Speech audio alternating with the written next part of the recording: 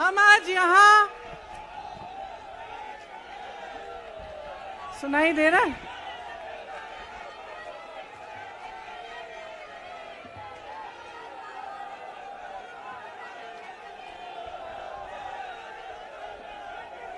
सुनिए,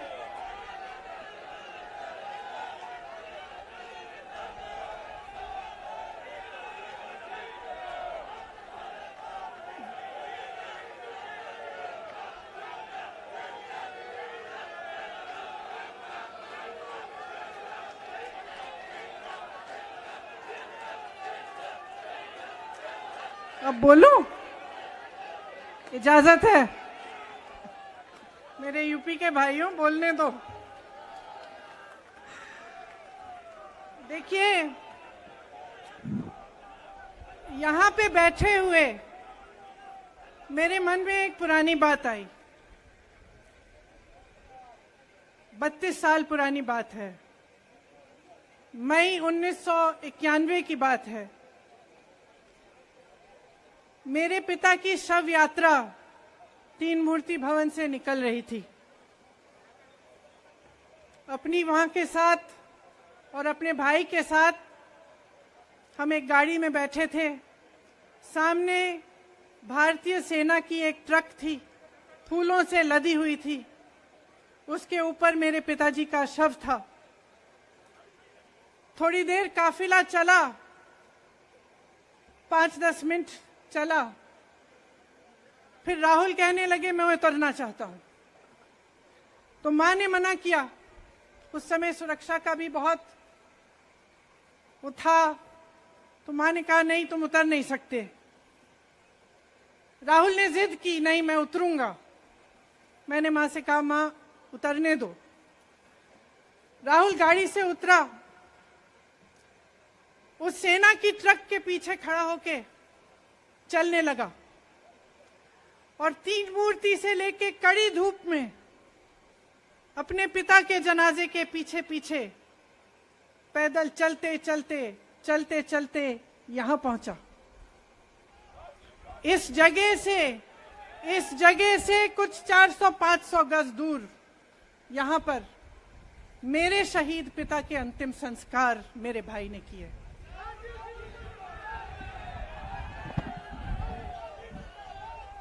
सुनिए,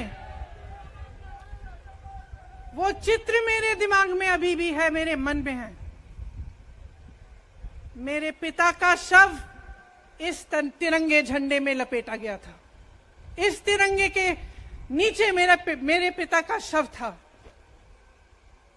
और उसके पीछे चलते चलते मेरा भाई यहां आया। उस शहीद पिता का अपमान भरी संसद में किया जाता है। उस शहीद के बेटे को आप देशद्रोही कहते हैं, आप मीर जाफर कहते हैं, उसकी आप मां का अपमान करते हैं। आपके मंत्री मेरी मां का अपमान भरी संसद में करते हैं। आपके एक मुख्यमंत्री कहते हैं कि राहुल गांधी को पता भी नहीं है कि उनका पिता कौन है।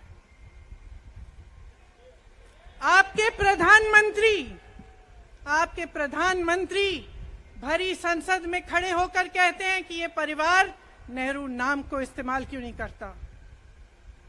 पूरे परिवार का अपमान करते हैं। कश्मीरी पंडित समाज के रिवाज का अपमान करते हैं, जिसके तहत एक बेटा अपने बाप के मरने पर पगड़ी पहनता है, परिवार की परंपरा को आगे बढ़ाता है। लेकिन आप पर कोई मुकदमा नहीं होता। आपको 2 साल की कोई सजा नहीं मिलती। आपको जेल की सजा नहीं मिलती। आपको संसद से कोई बाहर नहीं निकालता। आपको मना नहीं करता कि 8 सालों के लिए आप चुनाव नहीं लड़ सकते। क्यों? मैं पूछना चाहती हूं, क्यों? आज तक हम चुप रहे हैं। हमारे परिवार का अपमान करते गए। मेरे भाई ने क्या कहा? संसद में वो मोदी जी के पास गए और उनसे गले लगे। मेरे भाई ने कहा, मैं आपसे नफरत नहीं करता हूं, मेरे दिल में आपके लिए कोई नफरत नहीं है, हमारी विचारधारा अलग है, लेकिन हमारी नफरत की विचारधारा नहीं है। तो मैं पूछना चाहती हूं, एक आदमी का कितना अपमान करोगे, कितना अपमान करोगे? क्या यही है इस देश की परंपरा? आप परिवारवादी कहते हैं, तो भगवान राम कौन थे?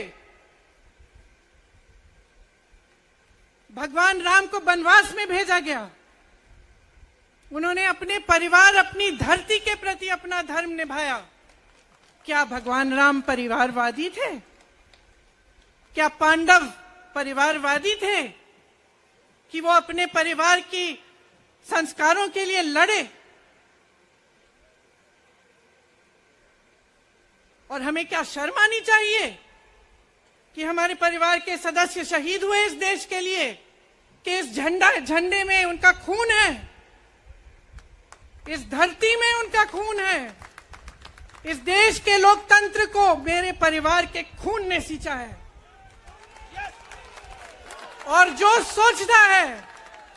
सोचता है कि हमें अपमानित करके हमें डराएंगे, हमें धमकाएंगे, जो सोचता है कि तमाम एजेंसियों को लगाकर, हम पे छापे मारकर, हमसे कुछ भी कर ले, हमें डराएंगे, वो गलत सोचते हैं। हम डरने वाले नहीं हैं। हम और मजबूती से लड़ेंगे। हम इस देश के लोकतंत्र के लिए कुछ भी करने के लिए तैयार हैं। इस देश के लोकतंत्र को, इसकी नींव कांग्रेस पार्टी के महान महापुरुषों ने डाली है। कांग्रेस पार्टी लड़ी इस देश की आजादी के लिए, और आज भी इस देश की आजादी के लिए ही लड़ रही है। कभी कभी मैं सोचती हूं, मुझे समझ में नहीं आता कि पब्लिक क्या सोच रही है। क्या देख नहीं रही है क्या हो रहा है? क्या आपको दिख नहीं रहा है कि आपकी सारी संपत्ति लूटी जा रही है, एक आदमी को दी जा रही है, गिने चुने उद्योगपतियों को सब कुछ दिया जा रहा है? किसकी संपत्ति है? ये राहुल गांधी की संपत्ति है, ये आपकी संपत्ति है। ये पीएसयू किसके हैं? किसके लिए बनाए गए? आपके लिए बनाए गए, जो ऐसे एक के बाद एक इनको बेचे जा रहे हैं, दिए जा रहे हैं। इसी से तो आपका रोजगार आता है। छोटे उद्योगों से, छोटे व्यापारियों से आपका रोजगार आता है, किसी बड़े अडानी से नहीं आता। रोजगार नहीं देते, छीनते हैं आपका रोजगार। तो आप समझ क्यों नहीं पा रहे हैं? आप गैस के सिलेंडर के लिए 1000 रुपए दे रहे हैं, और यहां आपकी सारी संपत्ति किसी को सौंपी जा रही है। राहुल गांधी जी ने क्या कहा? अरे कौन सा इतना बड़ा जुल्म कर लिया कि आपसे 2 सवाल पूछ लिए, जवाब नहीं दे पाए ना, घबरा गए। और जो अहंकारी होते हैं, तानाशाह होते हैं, क्या करते हैं? जब सवालों का जवाब नहीं दे पाते तो पूरी सत्ता को लेकर जनता को दबाने की कोशिश करते हैं। जो सवाल उठाता है उसको दबाने की कोशिश करते हैं। आपने कभी सोचा है, आंखें खोलिए, आपने कभी सोचा है कि ये पूरी सरकार, ये सारे मंत्री, ये सारे सांसद एक आदमी को बचाने की क्यों इतनी कोशिश कर रहे हैं? इस अडानी में है क्या कि इसको आप सारी संपत्ति दे रहे हो देश की? 20 हजारों करोड़ शेल कंपनियों में इनकी हैं, और आप इन पे इंक्वायरी नहीं कर सकते।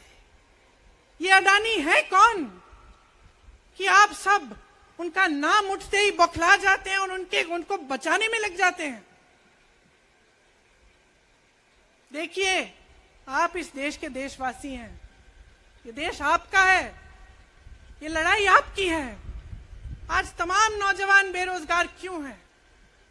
हम इश्तिहार तो देख रहे हैं, होर्डिंग देख रहे हैं, मदर ऑफ डेमोक्रेसी लिखा है, कहते हैं कि हमारी अर्थव्यवस्था बहुत तेजी से आगे बढ़ रही है, तो इतने नौजवान बेरोजगार क्यों हैं?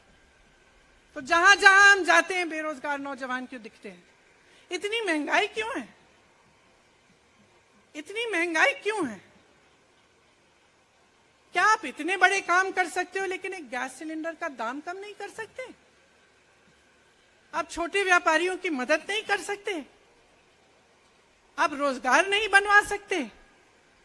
तो फिर आपकी सरकार किस काम की है? लोगों को दबाने के लिए है या अडानी जी को आगे बढ़ाने के लिए है?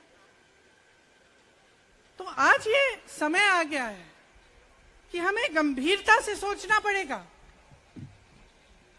ये सरकार पूरी कोशिश करती है कि आपका ध्यान भटकाया जाए।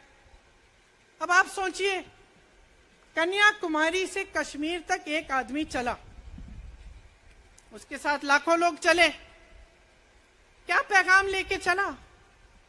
किस लिए चला? उसके दिल में क्या भावना थी कि लाखों लोग देश भर से उससे जुड़ के चले? समता, एकता की भावना थी।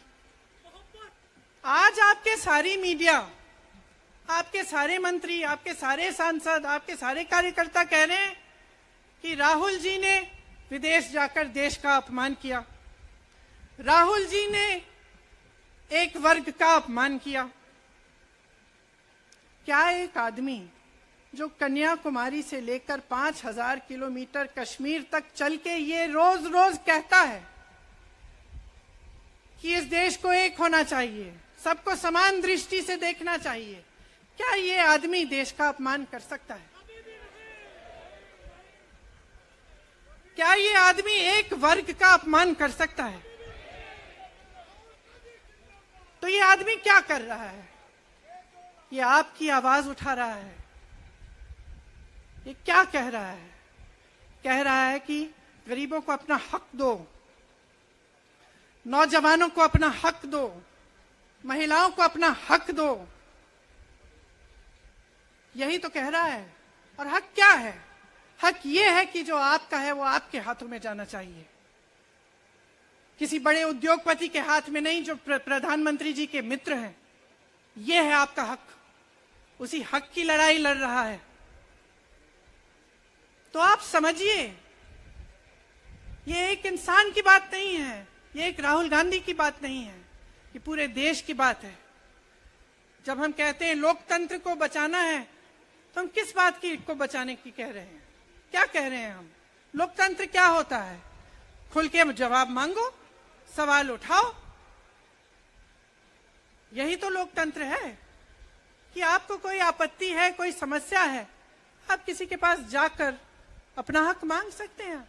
आप कह सकते हैं, भाई हमारे लिए ये क्यों नहीं किया, इतनी महंगाई क्यों है, हमारे लिए रोजगार क्यों नहीं बनाए। लेकिन आज यही हक आपसे छीना जा रहा है और आपका ध्यान इधर उधर भटकाया जाता है और इतनी चीजों को फैलाया जाता है जो सच नहीं है, झूठों को फैलाया जाता है। आप सोचिए, राहुल गांधी दुनिया के सबसे बड़े जो शिक्षा के संस्थान है वहां से पढ़ के आए हैं। हार्वर्ड और कैम्ब्रिज की उनकी डिग्री है। कैम्ब्रिज से उन्होंने इकोनॉमिक्स में मास्टर्स डिग्री, एमफिल डिग्री उनको मिली। आप उसको पप्पू बनाते हैं। पूरे देश भर में आपकी सहायता के साथ, मेरे मीडिया के दोस्तों, डिग्री आपने देखी नहीं, सच्चाई आपने देखा नहीं, उनको पप्पू बना दिया। फिर पता चला कि ये पप्पू तो यात्रा में निकल आया और पता चला कि ये तो पप्पू है ही नहीं। इसके साथ तो लाखों लोग चल रहे हैं। ये ईमानदार भी है, ये सब बातों को समझता भी है, ये जनता के बीच जा रहा है, जनता की समस्याओं को सुन रहा है, तो जनता इसके साथ चली जा रही है। तो घबरा गए कि राहुल गांधी ने संसद में वो सवाल उठाए जिनका उनके पास जवाब नहीं है।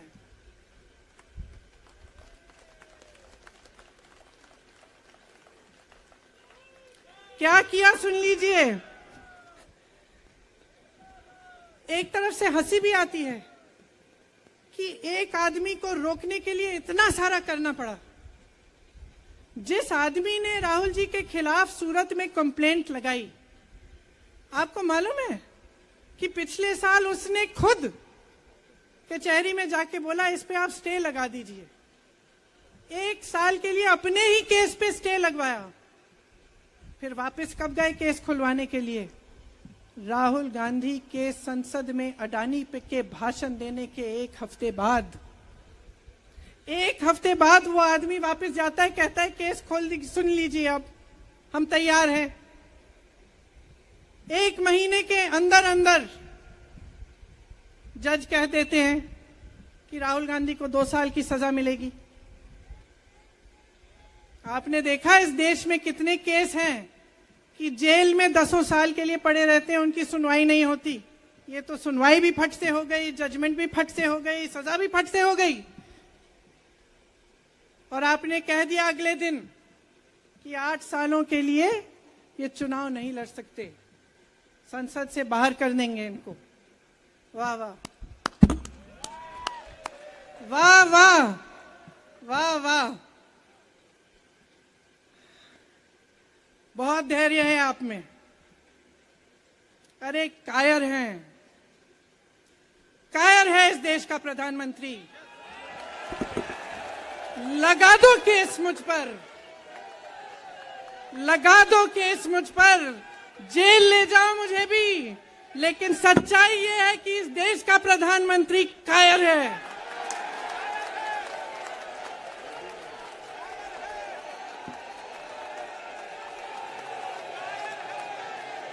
अपनी सत्ता के पीछे छुपा हुआ है, अहंकारी है, और इस देश की बहुत पुरानी परंपरा है, इस देश की बहुत पुरानी परंपरा है, हिंदू धर्म की पुरानी परंपरा है कि अहंकारी राजा को जनता जवाब देती है। और इस देश की बहुत पुरानी परंपरा है कि अहंकारी राजा को ये देश पहचानता है। मेरे परिवार ने मुझे एक चीज सिखाई है कि ये देश दिल से बोलता है और दिल से सुनता है। ये देश सच्चाई को पहचानता है, और मैं जानती हूं कि आज वो दिन है जब से सारा कुछ बदलने लगेगा।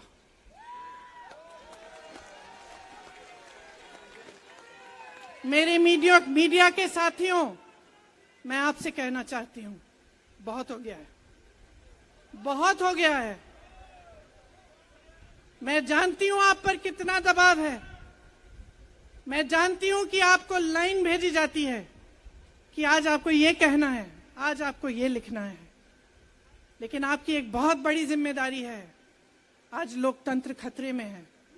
अगर सरकार सवाल उठाने वाले को 8 सालों के लिए संसद से निकाल सकती है, अगर कह सकती है कि तुम्हें चुनाव लड़ने की ही इजाजत नहीं है, तो बहुत गड़बड़ है, बहुत गलत हो रहा है, और ये लोकतंत्र के लिए ठीक नहीं है, ये इस देश के लिए ठीक नहीं है। जब आप पत्रकार बने, शुरू में जब आप काम के लिए आए, तो आपके दिल में भी ये होगी बात कि देश के लिए मैं सच्चाई बोलूंगा, मैं सच्चाई बोलूंगी। आज आप बोल नहीं पा रहे हैं, हिम्मत करिए, खड़े हो जाइए आप भी। और जैसे खड़गे जी ने कहा कि तमाम पार्टियों ने आज अपनी आवाज उठाई है, उनका हम सब धन्यवाद देते हैं। और हम सबको एक होना पड़ेगा, इसलिए होना पड़ेगा क्योंकि आज ये देश खतरे में है। आज इस देश की सारी संपत्ति एक आदमी को सौंपी जा रही है, और उस आदमी को बचाने के लिए पूरी सरकार खड़ी हो जाती है। बहुत गलत हो रहा है। अगर आज मेरे भाइयों और बहनों आप इसको पहचान नहीं पाएंगे, तो इस देश को बहुत खतरे में डाल देंगे। इसीलिए यहां खड़े हुए महात्मा गांधी जी की समाधि के कुछ ही गज दूर खड़े हुए मैं आपको याद दिलाती हूं कि कितनों ने इस देश के लिए अपना खून बहाया है, कितनों ने इस देश की धरती, इस देश की आजादी के लिए अपना खून बहाया है। ये अफसर हैं यहाँ तैनात खड़े हैं, इसी तरह से इनके भाई सरहद पे खड़े होते हैं हमारे लिए, आज भी अपना खून बहा रहे हैं। क्या इसके लिए, क्या अडानी जी के लिए, कि अपने देश के किसान के लिए, अपने देश के गरीब के लिए, अपने देश के छोटे व्यापारियों के लिए, महिलाओं के लिए, अपने बच्चों के भविष्य के लिए हम सब अपनी जान देने के लिए तैयार हैं। तो मैं आपसे आग्रह करती हूं, मेरे देशवासियों, आंखें खोल लो, समय आ गया है, डरो मत। राहुल गांधी के शब्दों में डरो मत, इनका सामना करने का समय आ गया है। एकजुट हो जाओ, सामना करो, इस देश की सच्चाई को उभारो, इस देश की एकता को बनाए रखो और इस देश को आगे बढ़ाओ। जय हिंद, जय हिंद, जय हिंद।